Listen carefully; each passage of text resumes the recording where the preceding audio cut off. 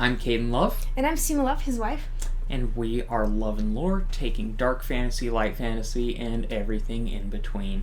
And today, we'll be reviewing how our couple book swap challenge went. So for this challenge, I gave Caden a romantasy to read, and he gave me a grimdark book to read. I am in the middle of his book, which is The Blade Itself by Joel Abercrombie, and he already finished The Cruel Prince. So, Caden, tell us, what did you think? First couple of scenes, there were little bits of cheesiness, and I'm like, okay, this is how it's going to be. But I was blown away by, like, it's not a 10 for me, but I really enjoyed it. The characters were great. Just the politics in it was great. Little secrets, the twists and turns. I had a really fun time. And I know that a lot of people said it's more of a court intrigue than romantasy.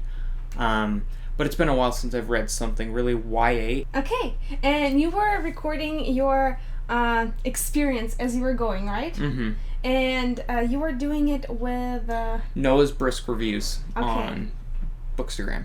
Okay, so they were reading it at the same time, and it was so fun to just go through their stories, which we're gonna put here for you to see, and just see them saying, like, I'm surprised I like this. So yeah, we're gonna put their stories right now so that you can see what they said. As some of you may know, me and Caden just did a buddy read of The Cruel Prince from Holly Black, and I liked it. Let's see what Caden thought about it.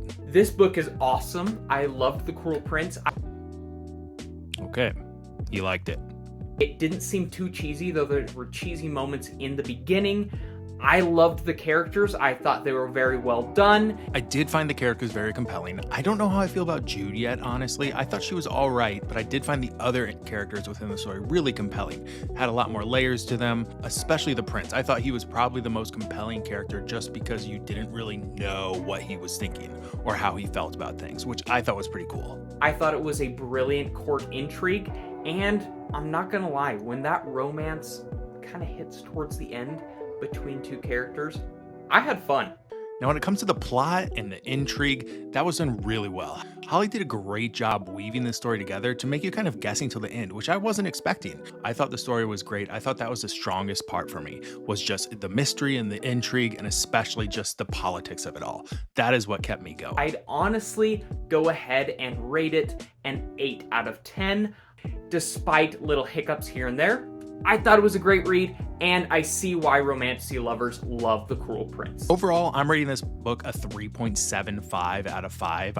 We were both pleasantly surprised with the story overall, and yeah, I would continue reading the series. I want to thank Caden for inviting me to read this with him. It's not something I would have done on my own, so thanks, man, and let's read the next one. And so you see here, I think Noah and I both went into it. He read the ACOTAR books and had a lot of problems with some of the Sarah J. Maas stuff. And I think both of us were kind of going into a thing like, oh, we'll kind of poke fun at it and roast it. And like, we both told each other, you know, our biggest problem was that we couldn't make fun of it. Like, it was a good book. So you actually told me earlier this week that you were going to read the next 2 books in the trilogy? Mm-hmm. Yeah, and I've heard a lot of people say that other books get better.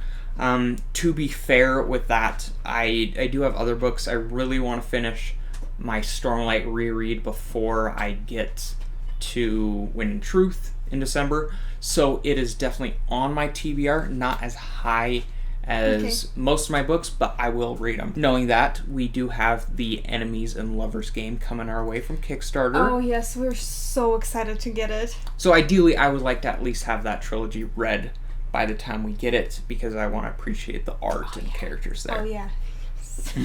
Okay, I'm actually excited to hear what you think, because my personal favorite was the last book, and the first 2 were kind of like okay for me.